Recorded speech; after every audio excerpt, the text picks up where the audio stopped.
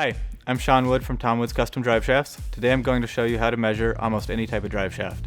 Before we get into how to measure, let's talk a bit about why you should measure in the first place. Reason number one, vehicle modifications change drive shaft dimensions. This could be anything from a lift kit to an axle swap. Reason number two, any specific year, make, model may have multiple stock drive shaft configurations. Finally, measuring's easy, and with just a few simple measurements you can ensure that you get the right thing the first time. So stick around, let's get started.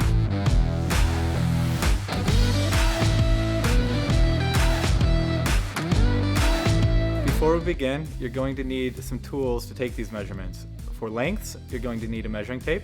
For angles, you'll need either a store-bought angle finder, a digital level app on your phone, or if you've ever seen one of our business cards, we have a slope gauge on the back. Now that you have your tools ready, the next step will be to identify the attachment type at each end. At the transfer case, you will either have a reverse slip, a yoke, or a flat flange. At the differential, you will have either a yoke or a flat flange.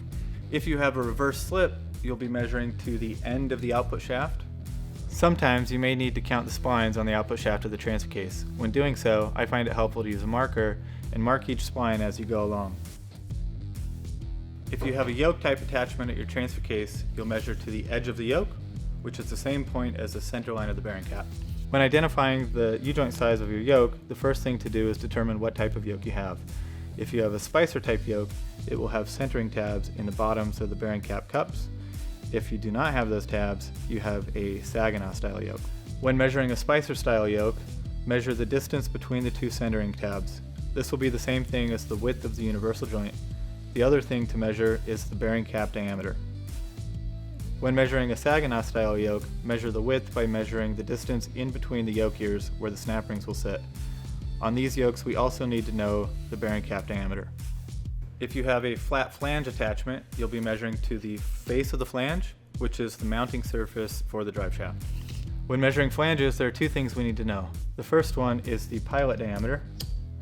The second is the bolt hole spacing from center of hole to center of hole. Flanges are often rectangular, so make sure you measure it in both the X and the Y axis.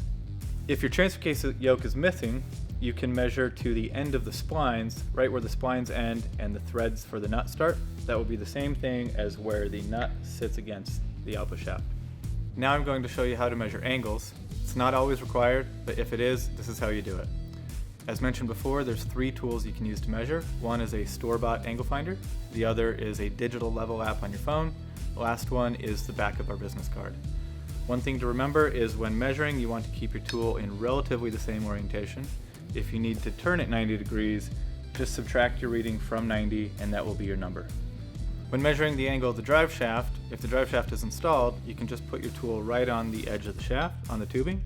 If you don't have a drive shaft in the vehicle, you need to simulate it with either a piece of pipe, a string line, or in this case, we'll be using a bungee cord.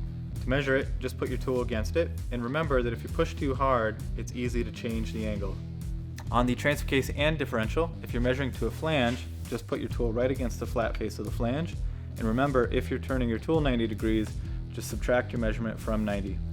On either the transfer case or differential, if you're measuring to a yoke, you can bridge your tool right across the flat spots of the yoke. When measuring the angle of the differential, if your drive shaft is still installed, you may want to move around to the back side and measure off the cover.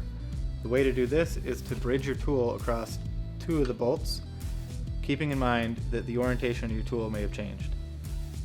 When measuring, it's helpful to draw a diagram like the one shown. When measuring the angle of the transfer case, write it down here. When measuring the angle of the drive shaft, write it here. When measuring the angle of the differential, write it down here. When measuring the drive shaft length, write it down here. Now that you've taken all your measurements, you're ready to call us and place the order for your custom drive shaft. Thanks for watching. Hopefully we've answered all your questions. If you have any others, give us a call.